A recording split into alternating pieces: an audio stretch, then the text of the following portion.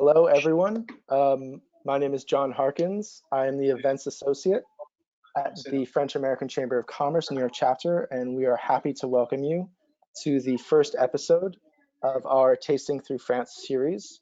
A quick word about our organization for any new attendees. The French-American Chamber of Commerce's mission is to provide the opportunities, experiences, and understanding that empower successful business relationships between and for members. The FACC New York chapter counts a mosaic of 1,000 members representing sectors from tech to food, finance, and other professional services. These members have complimentary access to digital events featuring top industry experts and leaders, as well as personalized member-to-member introductions, and of course, access to FACC member directory. This webinar will last a little under an hour, with around 30 minutes of presentation and then around 15 minutes of a cocktail mixing session. And then we want to leave room at the end for any questions, but of course, feel free to ask your questions throughout. Now for the fun part. Today we will discover more about the delightful and world famous apple-based brandy Calvados. We will hear about the incredible story of Domaine Coquerel, which was created in 1937 and is today known as the first independent producer of the appellation. Pierre Martin Neuhaus, who is with us today, will lead the webinar and delve into the history, production process, and secrets of this incredible AOC. Pierre joined the family business in 2014 and is now the third generation proprietor and master blender of Domaine Coquerel, located in Normandy. His family has been producing Coquerel Calvados at the distillery located just a few kilometers from the world-renowned Mont Saint-Michel, with love and care, respecting the ancestral savoir-faire of the region. They have always strived to craft blends that would best represent their terroir and its character. Now, in addition to Pierre's presentation, as I mentioned, we will have a great cocktail experience, which will be led by Mr. Francois Morrison, as he shows us how we can enjoy this wonderful drink at home. But for now, I don't want to keep anyone waiting, so I will give Pierre control of the presentation, and we can get started. So Pierre, let me just give you, where are you? Yeah, okay. So Pierre, you should have waiting to see your screen at the moment. Yep. So I'm here. This.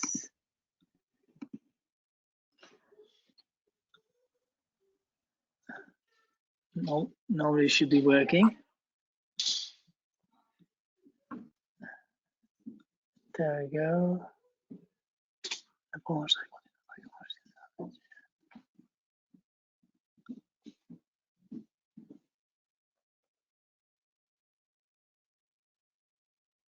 Pierre, you still there?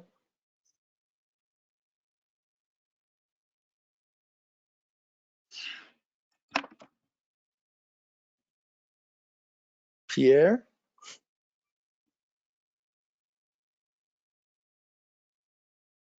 I'm back. Yes, okay, good.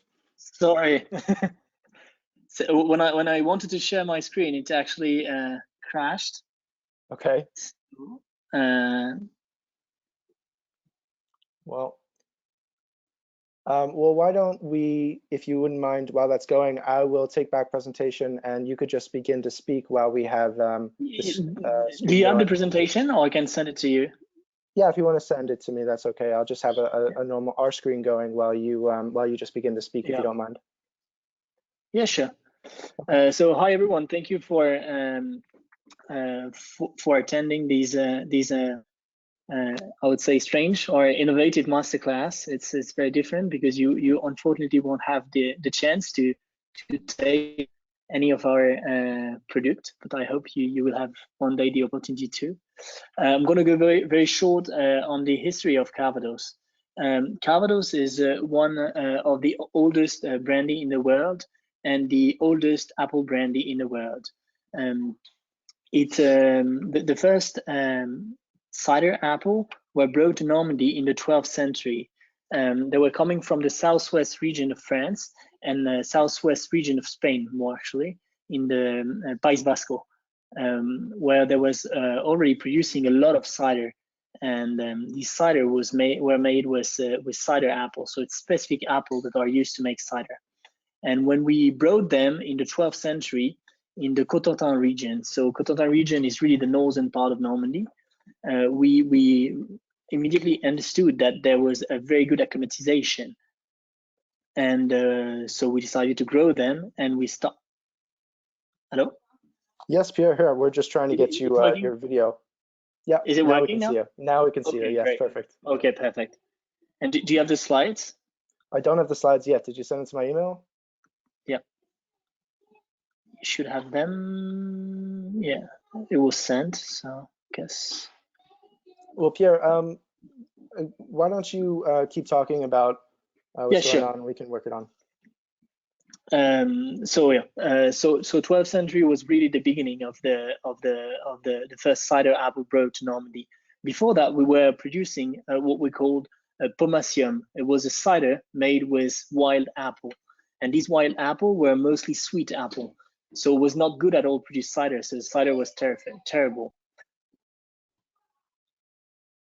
Then big date was 15 and 16.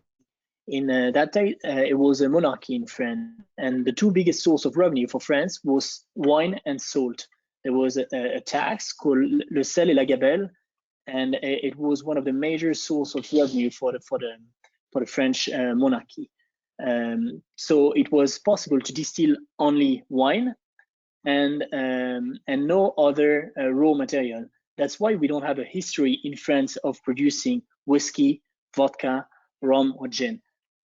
We only produce wine brandy, but it was possible to distill apple cider, but it was only possible to produce it and to sell it only in the region of production. So it was only consumed in Normandy.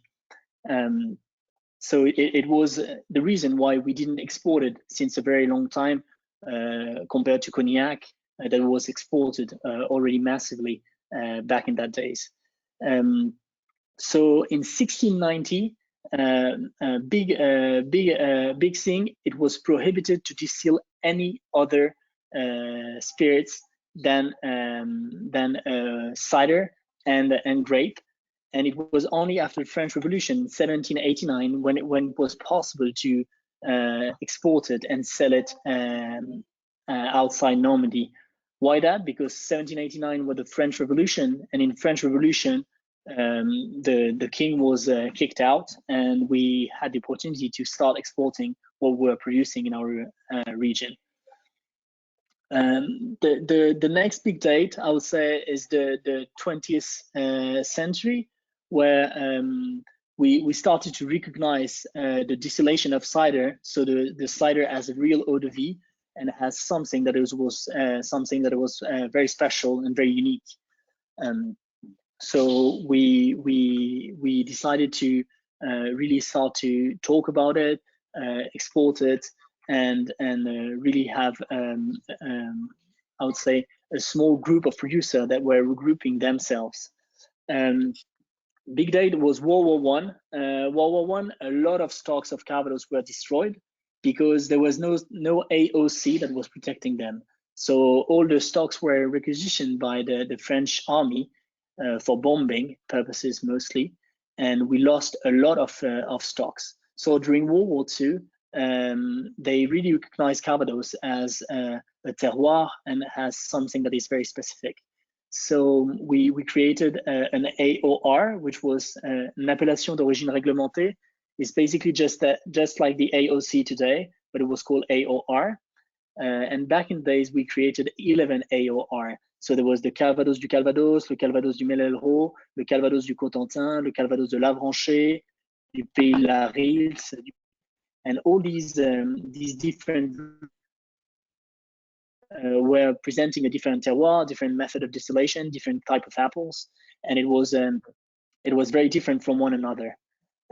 So it was something that it was very unique, and we were really identifying the different sources of apple and the different savoir-faire from each region. In 1984, we decided to regroup these 11 AOR in only 2 AOC, and then in 1997, 3 AOC. So today we have 3 AOC Calvados du Pays d'Auge, Calvados AOC, and Calvados du Donfontais. I'm going to go a bit further in that just after that. So nowadays, just to give you the big picture, we have approximately 350 producers of Calvados, and we sell 6 million bottles. I don't talk in cases. In the industry, everybody is talking in cases, but it's a bit depressing to me because it divides all the figures by 12. So I prefer to talk in bottles. Mm-hmm. If you have any question. Yeah, we are, the chat is open to questions as well as the question aspect, but in lieu of the slides, unfortunately, I think it'd just be great to keep hearing about these things. And okay, did you receive them or not yet? Not yet. And if you wouldn't, I mean, we can try to share your screen once more if you like, but I'm afraid we don't want to crash anything. I can try. Ne plus partager mon écran.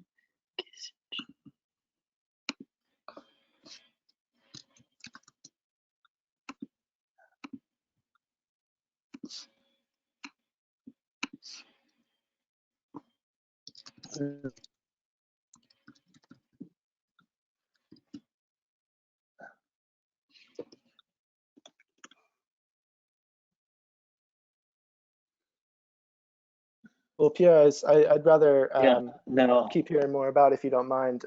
We can Yeah, work with screens. And also, I want to mention that the slides that you had presented, they will be sent to all attendees at the end. So while we don't have them going at the moment, I want to reiterate that this is something that we will be providing to everyone once they're done. But to hear more about your personal opinions about the drink, everything, I think that'd be good. Great. So today we have 3 AOC. Basically, you have the first one is the AOC Calvados. So it's the largest one. It's 70% of the total volumes.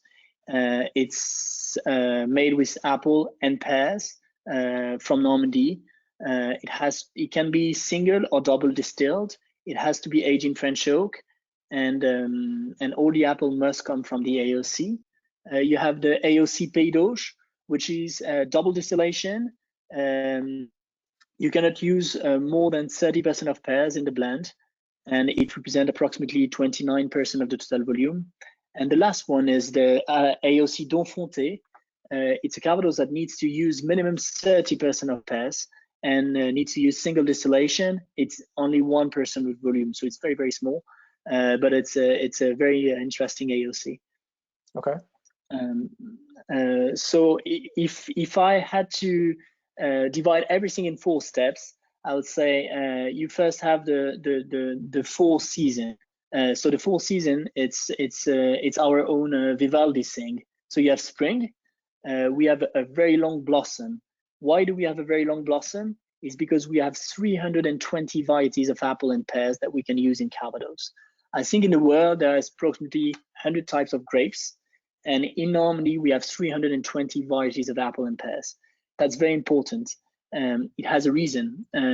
This reason is mostly environmental, because since we have a very long blossom, we reduce the risk of any climate risk. So any frost, any hail, any massive rain, we will never lose the entire production by having such a long blossom. Is it the slides? I actually do. Yes, I have the slides coming up. So if we just a little bit of patience. Okay. So if I close this out quickly, and then there we go. Great. Well, finally. So where would you say we were as far as the speech? We are slide 6. Great. So here it was the map. Yeah, the history. Yeah, so here. So 4 steps. So you have the 4 seasons: spring, summer, autumn, and summer. And you have the 4 steps of production. Fruit selection, step 1. It's really the blending and the balance of apple and pears that we use that is very important in order to produce a great cider. We have 4 types of 4 big families of apple. the sweet, the bittersweet, the bitter, and the acidic. I would say 99% of the other apple brandy in the world use mostly sweet apples. Sweet apples are table apples, the one that you would eat, and they produce cider and then distill it in order to produce apple brandy. We don't do that. It's the kind of apple that we use. It's just like the grape that is used for producing cognac. It's not the kind of grape that you want to eat. It has a lot of bitterness. It has a lot of sharpness. It has also some sugar, but it needs to have a lot of tannin in order to bring some structure to the cider. Then the production of cider is basically a natural fermentation. We don't add any yeast. We don't add any sugar. Nothing is done. It's just a natural fermentation with the indigenous yeast that are in the apple skin. So the production of cider is very clean. Is very natural, and we don't do anything but controlling by tasting and by ensuring that there is no disease in the cider. The step 3 is the distillation. At Coquerel, we use single distillation. So it's small copper column steel with direct heat. The principle of distillation is just extracting the aromas, concentrating the aromas that are in the cider. We distill at cider at which are between 10 to 14 proof, and we distill it at 140 proof. And then we reduce it with osmosis water in order to age it in French oak. We only use French oak because it's mandatory actually in the AOC, unfortunately. But we have a big tradition of barrel aging Calvados in any other spirits, because we have a wonderful arbor, which is called Le Havre, and it was kind of the entry of all the spirits in France and in Europe, coming from all over the world. We're importing port, sherry, Madeira, and any wine, brandies from everywhere. And basically in Normandy, we were taking all these barrels in order to age traditionally our Calvados. So it's really a big tradition of aging Calvados in other barrels, but it must be French oak. Okay. So yeah, next step. Next slide, please. Yeah. So yeah, the environment is very important. So as I said before, we have 320 varieties of apple and pears that we can use. At Coquerel, we use approximately 40 to 45 types of apple and pears. We use 3 to 5% of pears in our blend. So we have a very long blossom. All the pollination is made by the bees. Bees are coming every year in our orchard naturally, because we have an ecosystem that we do respect and that is very important to us. This ecosystem, if you visit one time an orchard in Normandy, you will see some bugs, you will see bees, bumblebees, we will see everything. And it's really something that is very important to us. We in La Manche in 2025, we're going to be pesticide free. So we don't use any pesticide, we don't use any herbicide in our orchards, and this is a tradition. And that is made because of that. If you go to visit an orchard in Normandy, you will see a lot of space from one tree to another. Why that? It's because if there is a disease on one tree, it will not go on the other one, because there is some space between each other.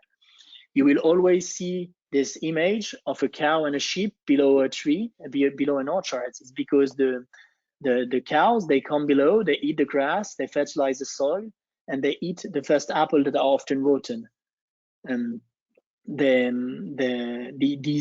ecosystem has been there forever and ever, and is something that is very important to all the farmers that we work with, and to all and is very respected in our own orchards. In summer, it's just a transformation of apple into flower into apple. In one tree, you have approximately 4,000 flowers to pollinate. So it's a lot of flowers that you have to pollinate, and it's only made by these bees. So the apples, the flowers transform themselves into an apple, and in autumn is the crop. The crop in Normandy is very long. It starts in September and ends in December. So we have 4 months of crop. I think there is not many agricultural product where there is such a long crop.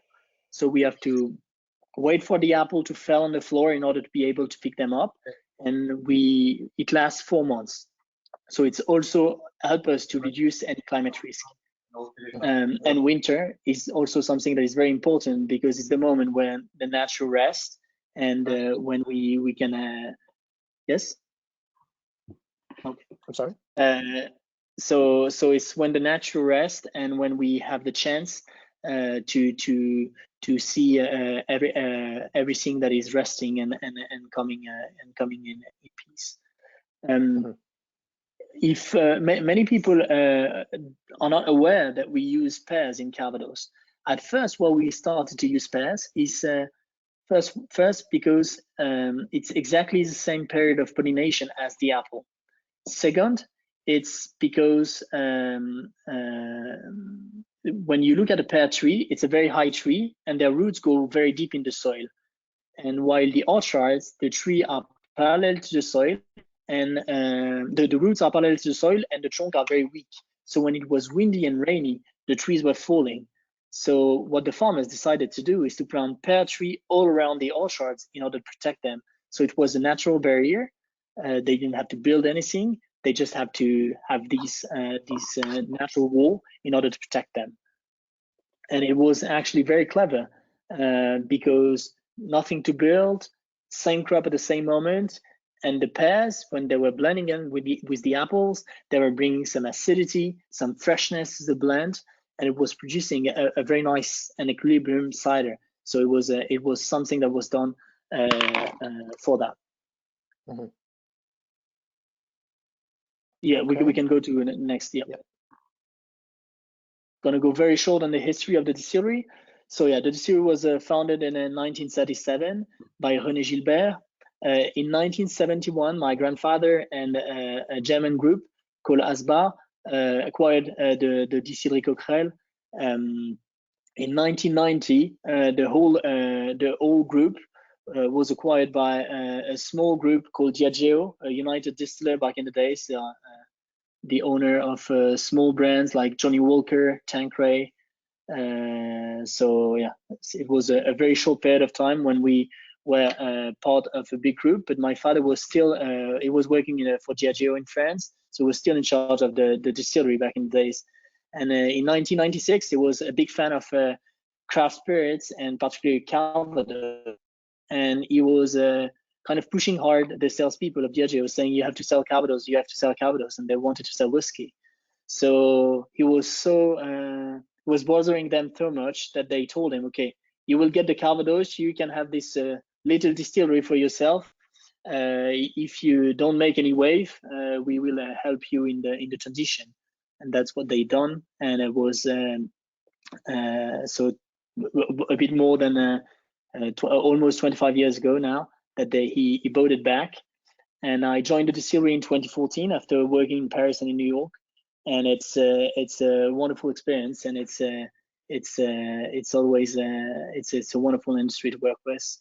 And Calvados, I have to admit that it's one of the spirits that I love the most. Of course, I'm producing it, but I think the liquid and the versatility of the liquid, when you have a young one and an old one, it's so different from one another, but you still keep this like freshness, cleanness, and nice apple flavors from the apple. Mm-hmm. Yeah, just next step, just to give you the big picture. So at Coquerel, we produce and sell every year approximately 650,000 of bottles in approximately 30 countries in the world.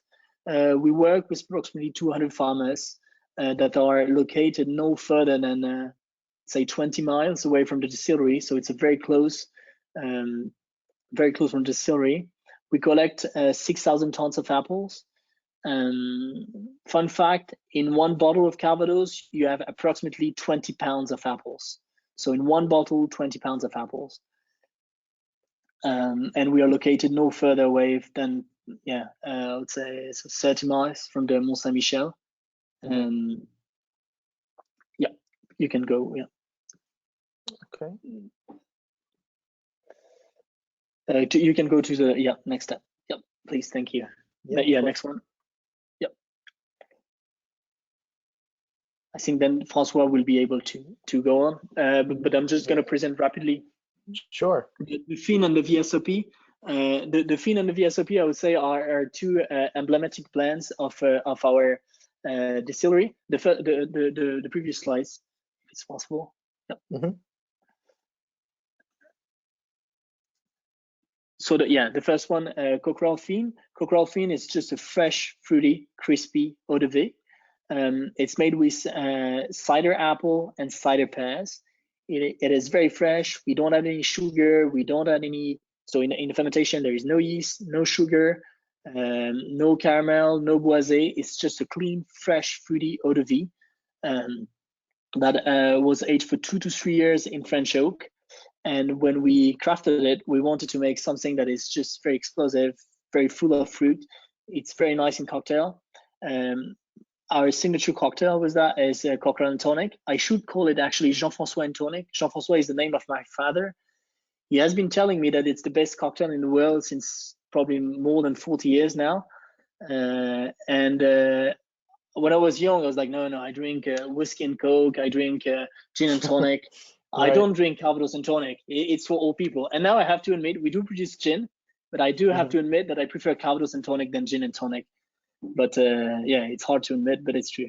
It's just fresh, fruity, crispy, and you have the nice freshness of the apple with the acidity of the tonic that comes to balance it. It's actually a very nice signature cocktail. Second blend is the VSOP. VSOP mean very superior old pale. It's an English name because basically all these VS, VSOP, and XO were created by English people for the cognac part, but we took it for also Calvados. VSOP is a blend of 4 to 7. Is still very fresh, but a little spicy. I would say you have the FIN that is a bourbon and the VSOP that is a rye. If you have to make a parallel, it's the same recipe since 1971.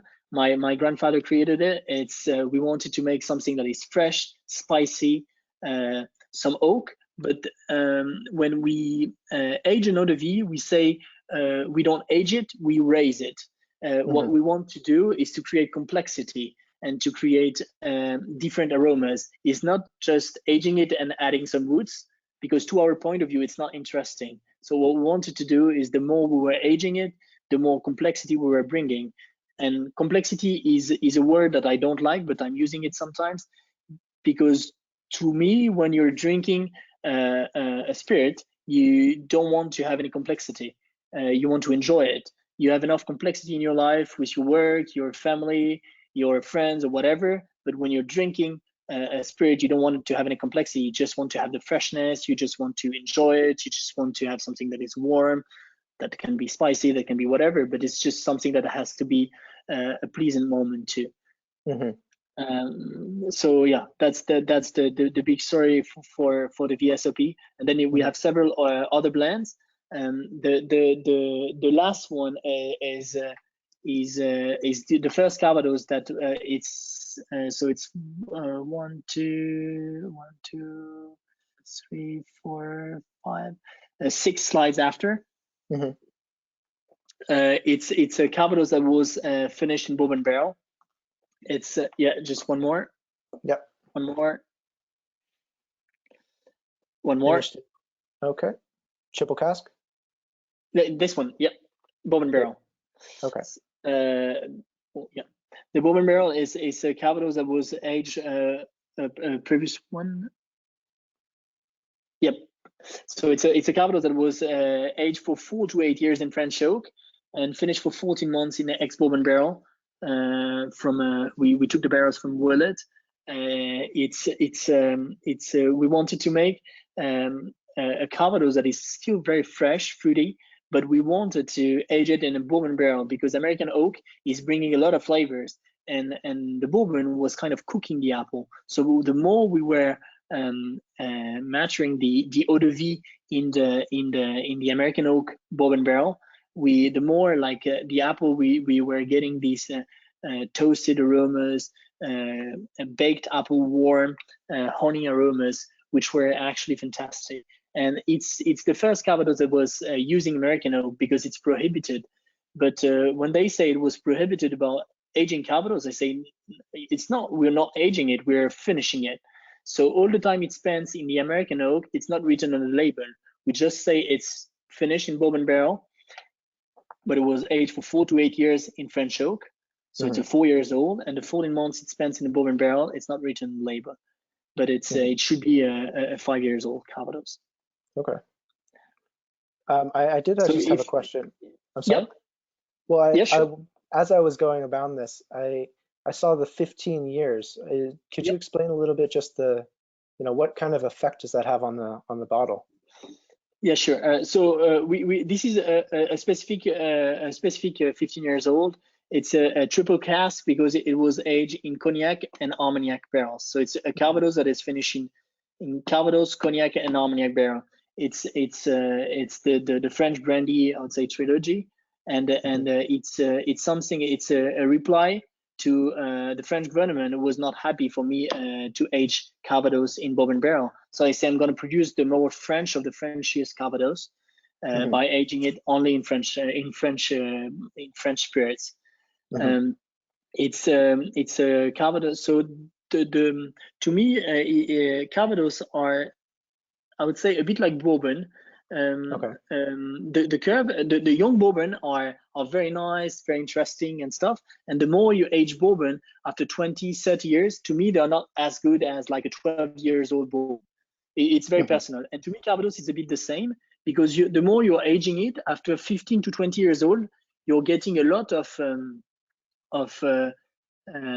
bitterness that is coming back. And these 15 years old that we made a finish in was very interesting because this eau de vie was aged in very dry cellars. So we have an eau de vie that was still very dry, but then we aged it in very nice cognac barrels and Armagnac barrels, and we brought some complexity to that, some interesting aromas to that blend. Some very nice rancio from cognac. Some sharpness from the Armagnac and the Gascony oak, and it resulted in a very different and very interesting blend. But to me, Calvados is a bit like bourbon. So I would say it's when it's still young, it's very interesting, very fresh, very fruity, very crispy. And after 15 to 20 years old, depending on which Calvados and depending where and how it was matured, but it's not getting as good, to my point of view, as it was 2 years before. Okay. We have very old vintages like 1956. It's a wonderful vintage. It's very good, but we have sometimes like a vintage that we didn't bottle in vintage. It was 78, for example, and it was just like very smoky. You have like a kind of like dusty aromas. And it's very weird, but I think it depends on the varieties of apples that were used back in the days, but it's very hard to trace it back as there was no computers back in the days. But it's to me, it's maybe one of the reasons. So it was the cider was distilled, or maybe also some barrels it went into that were maybe not as good as others. And so you have some vintages that are not like very nice. So to me, best Calvados will be between 2 to 20. Okay. But it's personal. You're right. So we do have Francois just on mic. Unfortunately, we don't have. Oh, actually, you know what? We have a question that I think would be great to get to first. What kind of pairing do you suggest to discover Calvados? We have Carré du Chocolat Noir, 70 plus cacao.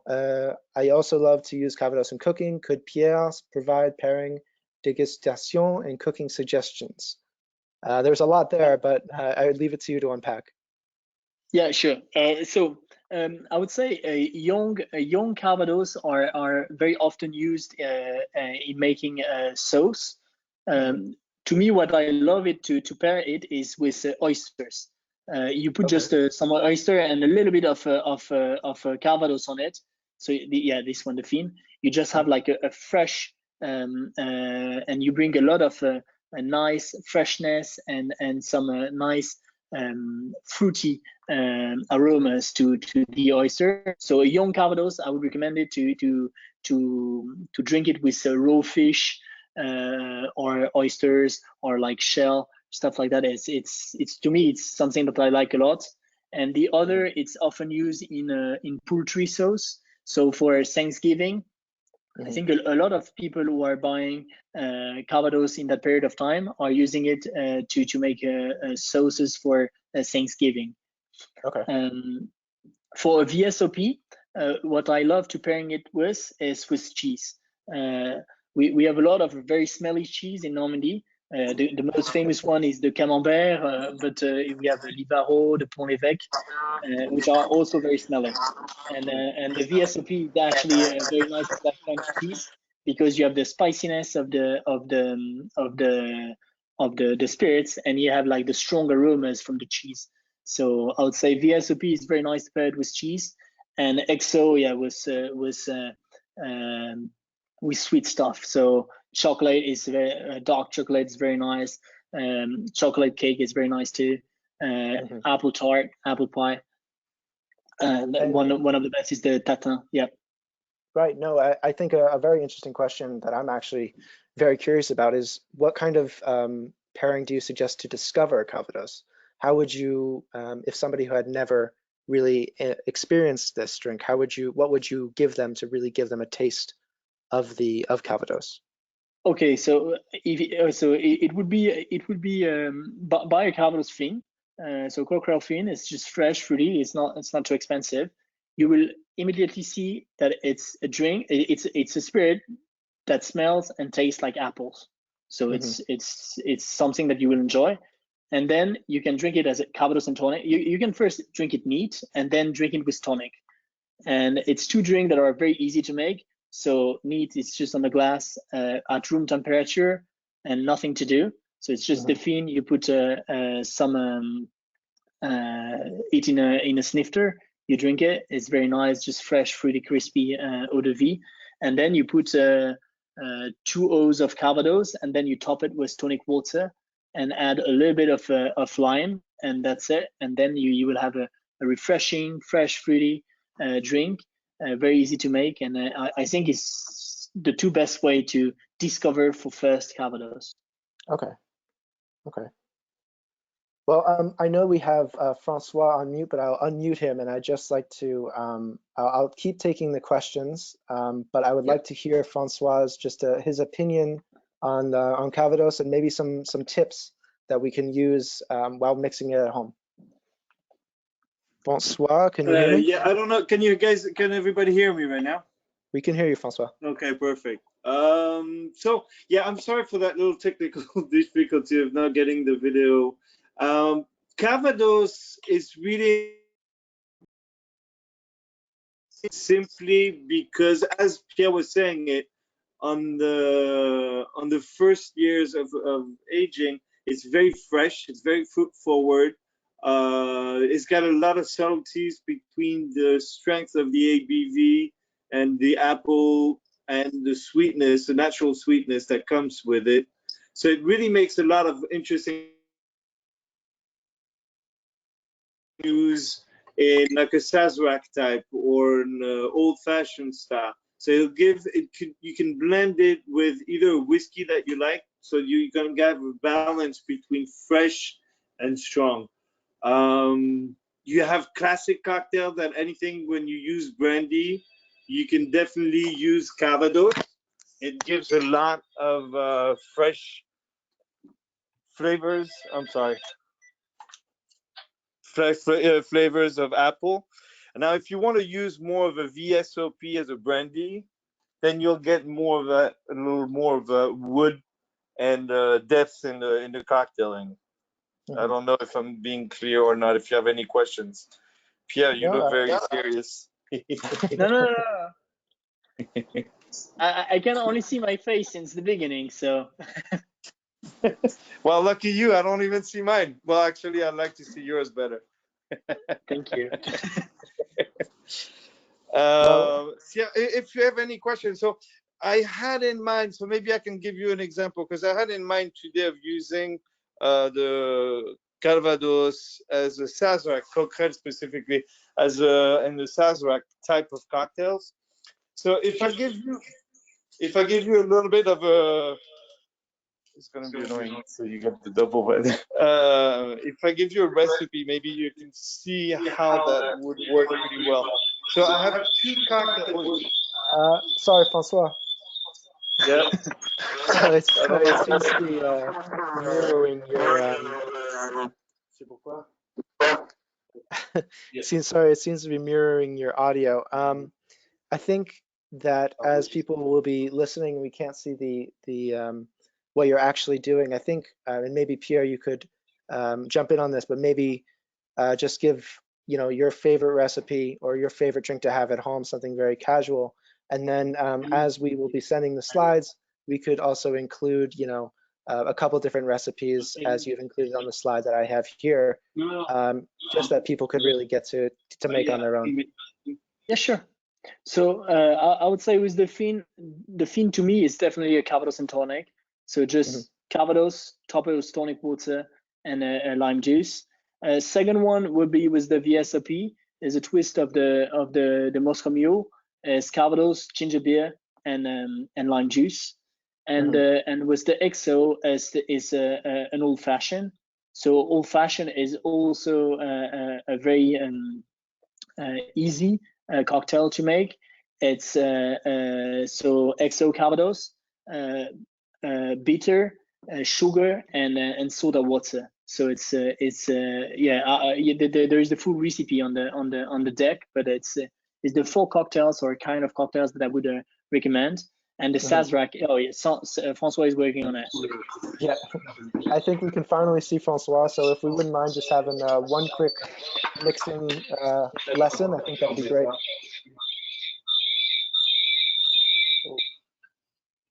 Par contre, il faut que tu mettes le son là. Alex, we can hear you, and Francois, we can see you. So you can. We made it happen. Okay, great. So we can see me. So you're not going to see the whole of me, but I think it's more important to see the glass right there. So first of all, merci Alex to make this happen. Luckily, we're close. We're neighbors, so we can make that happen really fast. What we're going to do actually is a very simple cocktails. We could have 2. Pierre was talking about the easiness of making an old-fashioned. I'm doing a Sazerac. Basically, it's the same thing. Old-fashioned Sazerac is the same technique as a cocktail making, but it's a different when in the ending. It's either different products that you're going to use. The Sazerac, we're going to have a little bit of an absinthe finish. So it's really good to have like anise and apple always is a good pairing. So it's actually an interesting one. So what we do for a Sazerac is pretty simple. It's basically the basis of a cocktail. A cocktail is alcohol, water, and sugar. So here, this is exactly what we're going to have. So we're going to have, I'm using 2 very small spoons. It's called demi-tasses. Those are really like easy little spoons to use.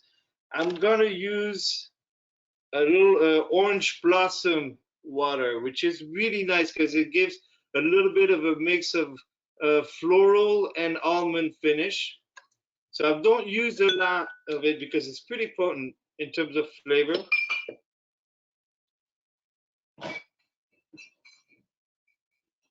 And here, because I like a little more of that fruitiness, I'm going to use an orange peel to crush the sugar with it. So you're going to have a nice flavor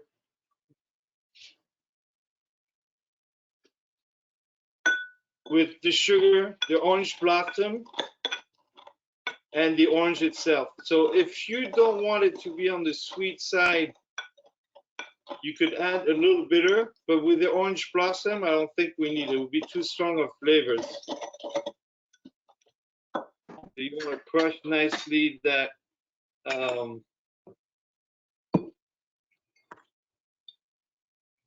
that sugar. And here we are going to use 2 ounces of Calvados. Because I'm a little greedy, I'm going to do a little extra. Because it's Coquerel and Pierre is looking at me.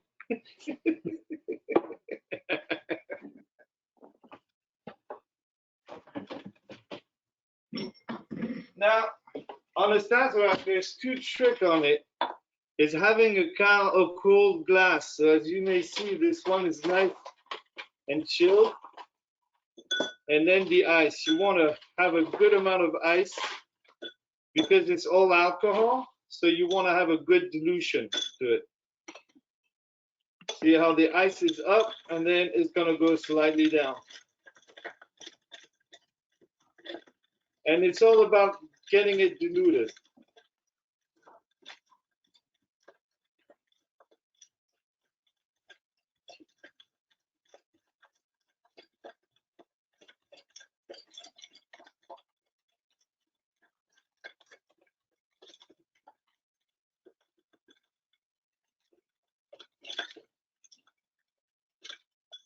As it's done, then we're going to use a little bit of absinthe.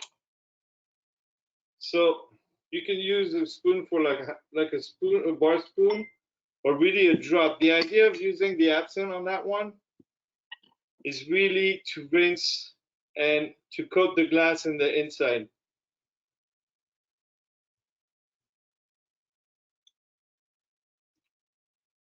So yeah, you don't have more absinthe than just the nose and just the flavor.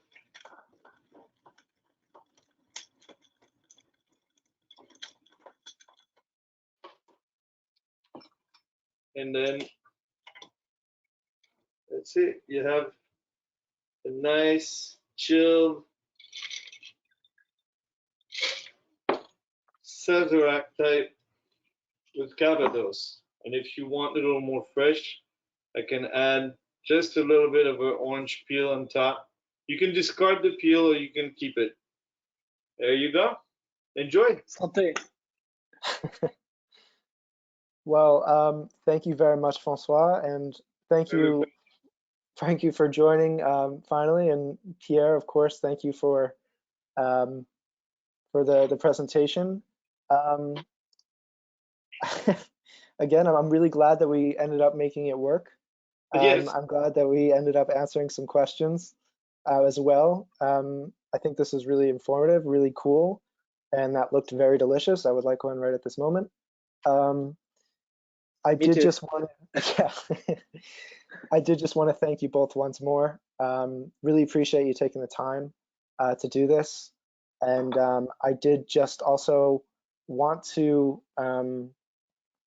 let everyone know that we have more webinars coming up. We have another one tomorrow, which is not so Calvados based. It's we're going to be focusing on the COVID-19 stimulus series with more of a decoding the stimulus package to support your business. And then next week we have more of a legal update from that same type of topic, but just turning my focus back to you and Pierre.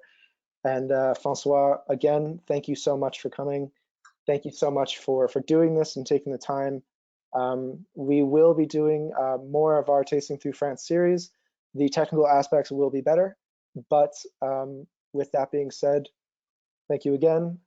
Have a great rest of your day, and to all the attendees, looking forward to you all joining us through the rest of the series, as well as our upcoming webinars. So take care to both of you, and we'll speak soon. Thank you. Take care, everyone. Thank Stay you. safe. Bye.